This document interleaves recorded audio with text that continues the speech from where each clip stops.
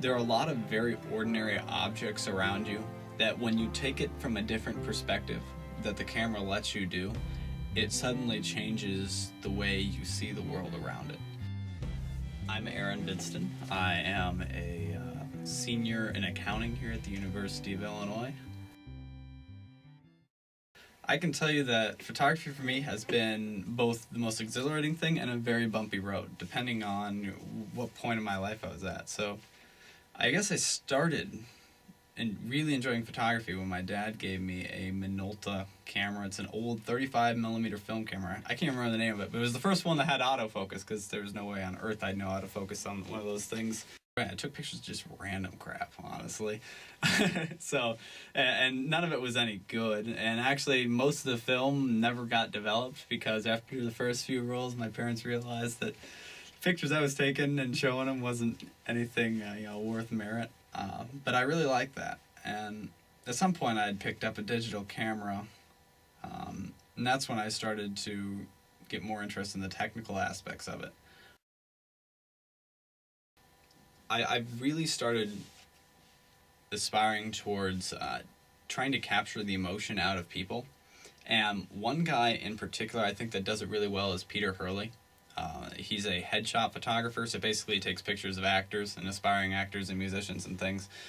But his photography style is the most bland thing you'll ever imagine, but he can make a picture amazing. So all it is a person stands in front of his camera with a white background.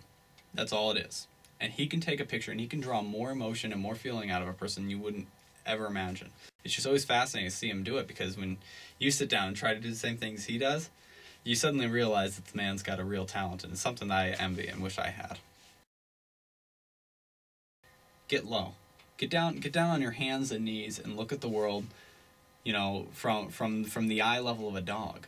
And I start to see those moments, in my everyday life when I look at something I go, wow, if I took a picture lying down on the ground, one particular one is you could make Bollinger Auditorium over there look monstrous if you take a picture really low in the grass. One question that a lot of people ask me, and they go, "You're a photographer? Oh, you must be an artist." And they go, "What do you think art is?" That's a question I get from time to time because a lot of people sit there and they go, what a newspaper journalist does, that's not art. They're just taking pictures of what happened. And there's other people who go, well, there is an emotional aspect to what they're doing, and that's what the art is. For me, when I think about photography as an art form, I see art as a personal thing. So when I look at photography as art, I see it as something that's telling a story. So you have to put context to it. And going back to Peter Hurley that I talked about, it's a fine example. If you look at a normal image that anyone could do where they put a white background, they put a person in front of it, and they take a picture, it doesn't show you anything about the person except this is Jenny, this is Joe. So what he does is he takes them and he moves them and he shapes them into a way that intrigues you. So when you look at the picture, you go, well, who is this person? Where is that confidence coming from? You start to ask those questions. So the photograph gives you more than just a snapshot. And to me, that's where the art of photography comes. And that's probably the hardest thing for most people to learn how to do. So if you go look at like a professional image, you'll always see it. It's called the rule of thirds. And it's a very simple concept. So if you have a frame, you can actually draw a tic-tac-toe inside that frame. Now, when you think about it, it's not necessarily very square. But what that tic-tac-toe will do is it'll divide the frame into thirds, either vertically or horizontally. There are intersections of those lines that are like little X's. There would be 4 of them in the frame if you draw the tic-tac-toe.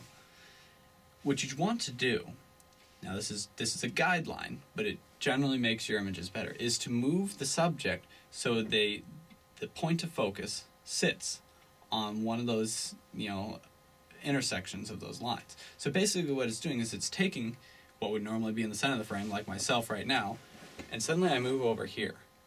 And that leaves this empty space where the photographer would then tell the story. there's a lot of processes and steps, and maybe just the repetitive motions of going through those steps, and seeing how a stone can turn into a sculpture. That's enough for some people to enjoy, in the same way that I like photography. It just takes a completely bland subject and turn it into something interesting.